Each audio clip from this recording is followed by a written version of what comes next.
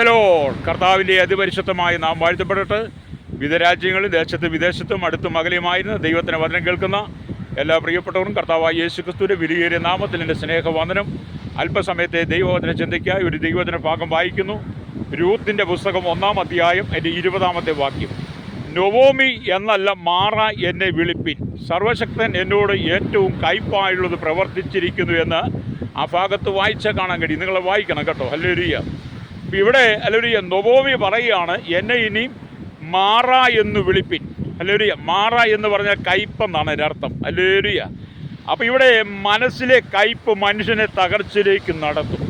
നൊവോമിയുടെ ജീവിതത്തിൽ നിന്ന് അവളെ മനസ്സിനകത്തുണ്ടായിരുന്ന കയ്പ് എന്ന് പറയുന്നത് അവളെ തളർച്ചയിലേക്ക് നടത്തുകയാണ്. അതുകൊണ്ടാണ് അവൾ പറയുന്നത്, എന്നെ ഇനി നൊവോമി എന്ന് വിളിക്കരുത്, മാറ എന്ന് വിളിക്കണം. അല്ലെങ്കിൽ കയ്പ് നമ്മുടെ ജീവിതത്തിൽ വന്നു കഴിഞ്ഞാൽ നമ്മുടെ ജീവിതം തകർന്ന് തരിപ്പണമാകും. ഉള്ള സ്വസ്ഥത മുഴുവൻ നഷ്ടപ്പെട്ടു പോകും കേട്ടോ.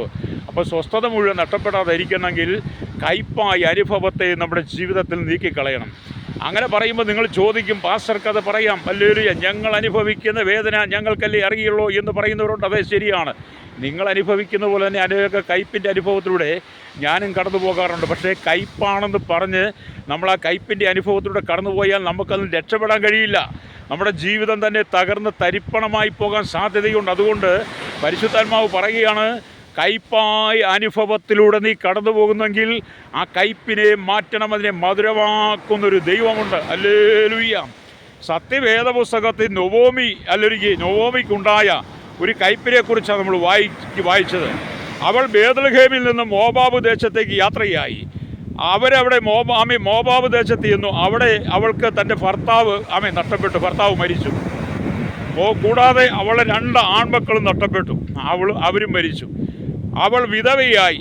ഒടുവിൽ അവസാനം മരുമക്കൾ ഹല്ലേലൂയ മാത്രമായി. മാത്രം നൊവോമി വിധവയായി. ഹല്ലേലൂയ. അവളെ 2 മക്കൾ നഷ്ടപ്പെട്ടു, ഭർത്താവ് നഷ്ടപ്പെട്ടു. മക്കളുടെ 2 ഭാര്യമാരായിരുന്ന രൂത്തും ഓർപ്പയും ഹല്ലേലൂയ വിധവകളായി മാറി. ഹല്ലേലൂയ. അങ്ങനെ ദിവസേന നൊവോമിയുടെ ജീവിതത്തിൽ കയ്പിൻ്റെ അനുഭവങ്ങൾ വളർന്നു വരികയാണ്. ഓർത്തു നോക്കിയാട്ട് ബേത്ലഹേമിൽ ജീവിച്ചതാണ്. അപ്പത്തിൻ്റെ നഗരമായ, സമാധാനത്തിൻ്റെ നഗരമായ ബേത്ലഹേമിൽ ജീവിച്ച ആ സമയത്താണ് നൊവോമി തൻ്റെ ഭർത്താവും മക്കൾ 2 പേരും കൂടെ മോവാബിൽ ചെല്ലുന്നത്. മോവാബിൽ 2 സ്ത്രീകളെ മക്കൾ വിവാഹം കഴിച്ച് അവിടെ സമാധാനമായി ജീവിക്കാൻ ആഗ്രഹിച്ചപ്പോൾ അവളുടെ ജീവിതത്തിൽ വന്ന കയ്പിൻ്റെ അനുഭവം, ഭർത്താവും മക്കൾ 2 നഷ്ടപ്പെട്ടു. ഓർത്തു നോക്കിയാൽ നമ്മളൊക്കെയാണെങ്കിൽ എന്ത് ചെയ്തേനെ? ഇങ്ങനെയൊക്കെ കടന്നു പോകുന്ന ജീവിതങ്ങൾ ഇന്ന് ഭൂമിയിലുണ്ട് കേട്ടോ. ചില കുടുംബങ്ങളുണ്ട്. ഹല്ലേലൂയ. പലരെയും നമുക്കറിയാം, പല കുടുംബങ്ങളെ നമുക്കറിയാം. അങ്ങനെ നൊവോമി കയ്പിൻ്റെ അനുഭവത്തിലേക്ക് കടന്നുപോയി. ആ കയ്പ് അവളെ ദിനംതോറും ആഴമായ വേദനയിലേക്ക് കൊണ്ടുപോവുകയാണ്. ഇന്ന് പകൽ എന്നെ കേൾക്കുന്ന മാതാവേ, പിതാവേ, സഹോദര സഹോദരി, യുവദൈവക്കന്മാർ പറയട്ടെ, നിങ്ങൾ ഏതെങ്കിലും കാരണവശാൽ ഹൃദയത്തിൽ മുറിവേറ്റ് സങ്കടപ്പെട്ട് ജീവിതം തകർന്ന് കുടുംബം തകർന്ന് നൊവോമി അനുഭവിക്കുന്നത് പോലെ കയ്പേറിയ അനുഭവത്തിലാണോ നീ കടന്നു പോകുന്നത്? ആ കയ്പിനെ മധുരമാക്കി തരുന്ന ഒരു സർവശക്തനായ ദൈവമുണ്ട്. വിശ്വസിക്കുകയും സ്തോത്രം പറഞ്ഞാട്ട്. ഹല്ലേലൂയ. അവൾ സ്വന്തം നാട്ടിലേക്ക് തിരിച്ചു വരുവാൻ തീരുമാനിച്ചു. ഹല്ലേലൂയ. നൊവോമി മോവാബ് വിട്ട് താൻ തൻ്റെ നാട്ടിലേക്ക് തന്നെ പോരാൻ തീരുമാനിക്കുക. അവൾ സ്വന്തം നാട്ടിലേക്ക് തിരിച്ചു വന്നപ്പോൾ ഒരു മകൾ മാത്രം അവളുടെ കൂടെ വന്നു. മക്കൾ 2 പേരും മോവാബിൽ നിന്ന് കല്യാണം കഴിച്ചെങ്കിലും തിരിച്ച് ബേത്ലഹേമിലേക്ക് പോരാ നേരത്ത് നൊവോമിയും രൂത്തും മാത്രമേ ഉള്ളൂ. മോവാബ് സ്ത്രീയാണ് രൂത്ത്. അവളെ കൂടെ പോന്നുള്ളൂ. ഓർപ്പ എന്ത് ചെയ്തു?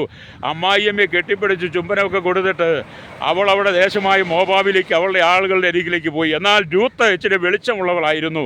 അവൾക്ക് ഇച്ചിരി ദർശനമുണ്ടായിരുന്നു. അവൾക്ക് മനസ്സിലായി അവളുടെ അമ്മായിയമ്മയായിരിക്കുന്ന നൊവോമി ഹല്ലേലൂയ വിധവയാണെങ്കിലും അവളുടെ മക്കളും ഭർത്താവും നഷ്ടപ്പെട്ടെങ്കിലും അവളോട് ചേർന്ന് നിന്നാൽ രൂത്തിനൊരു മാറ്റം ഉണ്ടാകും, അവളുടെ ജീവിതത്തിൽ ഉയർച്ച ഉണ്ടാകുമെന്ന് രൂത്ത് വിശ്വസിച്ചത് കൊണ്ട് എന്ത് ചെയ്തു? അവൾ അമ്മായിയമ്മയോട് ചേർന്ന്, നൊവോമിയോട് ചേർന്ന് യെരുശലേമിലേക്ക് മടങ്ങിപ്പോരുകയാണ്. ഹല്ലേലൂയ. അപ്പോൾ അവിടെ നമ്മൾ വായിക്കാൻ കാണുന്നുണ്ട്, അവളുടെ ബന്ധുക്കൾ അവളോട് അന്വേഷിച്ചപ്പോൾ കയ്പോടുകൂടി അവൾ പറഞ്ഞു, നിറഞ്ഞവളായി ഞാൻ പോയി, ഒഴിഞ്ഞവളായി യഹോവ എന്നെ മടക്കി വരുത്തിയിരിക്കുന്നു. അപ്പം മോവാബിലേക്ക് പോയത് നിറഞ്ഞവളായിട്ടാണ്, പക്ഷെ മടങ്ങി വന്നത് എങ്ങനെയാണ്? ഒഴിഞ്ഞവളായിട്ടാണ്. ഹല്ലേലൂയ. ഇങ്ങനെയുള്ള ചില അനുഭവങ്ങളുണ്ട് കേട്ടോ. ഹല്ലേലൂയ. അപ്പൻ്റെയും അമ്മയുടെയും കയ്യിലുള്ള സമ്പത്തുകളൊക്കെ വാങ്ങി ദൂരദേശത്ത് യാത്ര പോയ ഒരു മകനെക്കുറിച്ച്, ധൂർത്തപുത്രനെക്കുറിച്ച് നമ്മൾ ലൂക്കോസ് സുവിശേഷത്തിൽ 15 വായിക്കുന്നുണ്ട്. ചിലപ്പോൾ ചിലർക്കൊക്കെ അങ്ങനെ ചില അനുഭവങ്ങൾ ഉണ്ടായി. സ്വന്തം അപ്പനെയും അമ്മയും സ്വന്തക്കാരെയും ബന്ധക്കാരെയൊക്കെ ഉപേക്ഷിച്ചിട്ട് മറ്റേ ദേശത്തേക്ക് കടന്നുപോയിട്ട് ഹല്ലേലൂയ ജീവിതത്തിലെല്ലാം നഷ്ടപ്പെട്ട് നൊവോമിയെ പോലെ കയ്പിൻ്റെ അനുഭവത്തിലേക്ക് കടന്നു പോകുന്ന സാഹചര്യം വന്നേക്കാം. അങ്ങനെയുള്ള സാഹചര്യത്തിൽ നീ എത്തിച്ചേരുമ്പോൾ ഹല്ലേലൂയ നിൻ്റെ ജീവിതം വളരെ കയ്പിലേക്ക് കടന്നു പോകും. അവൾ പറയുകയാണ്, ഞാൻ നിറഞ്ഞവളായി ഞാൻ പോയി, ഞാൻ ഒഴിഞ്ഞവളായി, കയ്പുള്ളവളായി വന്നിരിക്കുക. ഹല്ലേലൂയ, യഹോവ എന്നെ മടക്കി വരുത്തിയിരിക്കുന്നു. യഹോവ എനിക്ക് വിരോധമായി സാക്ഷീകരിക്കുകയും സർവശക്തൻ എന്നെ ദുഃഖിപ്പിക്കുകയും ചെയ്തിരിക്കെ നിങ്ങൾ എന്നെ ഇനി നൊവോമി എന്ന് വിളിക്കരുത് എന്ന് രൂത്തിന്റെ പുസ്തകം 1:21 വായിച്ചാൽ കാണാൻ കഴിയും. ഹല്ലേലൂയ, ഒന്ന് നോക്കി ആ സ്ത്രീ അനുഭവിക്കുന്ന മാനസിക വേദന എത്രയാണെന്ന്. ഇന്ന് പകൽ എന്നെ കേൾക്കുന്ന മാതാവേ, പിതാവേ, സഹോദരന്മാർ, യുവതി യുവാക്കന്മാരോട് ചോദിക്കട്ടെ, ഇങ്ങനെയുള്ള അനുഭവത്തിലൂടെ നിങ്ങൾ കടന്നു പോയിട്ടുണ്ടോ? ഇങ്ങനെയുള്ള അനുഭവത്തിലൂടെ നിങ്ങൾ കടന്നു പോയിട്ടുണ്ടെങ്കിൽ നിശ്ചയമായിട്ടും ആ അനുഭവത്തിന് നടുവിൽ നൊവോമി ഒരു ആത്മഹത്യക്ക് തയ്യാറായില്ല.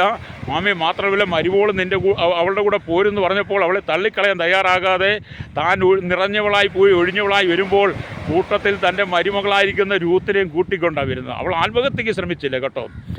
ഒരുപക്ഷെ രൂത്തിനും മനസ്സിലായിരിക്കും, നൊവോമിക്ക് മനസ്സിലായി കാണും, എല്ലാം നഷ്ടപ്പെട്ട് കയ്പാണെങ്കിലും ആത്മഹത്യ കൊണ്ടൊന്നും പരിഹരിക്കാൻ പറ്റത്തില്ല. അതുകൊണ്ട് രൂത്ത് അമ്മായിയമ്മയോട് ചേർന്ന് നിന്ന് നൊവോമി ഹല്ലേലൂയ ആ കയ്പേറിയ അനുഭവത്തിലേക്ക് മടങ്ങി വരികയാണ്.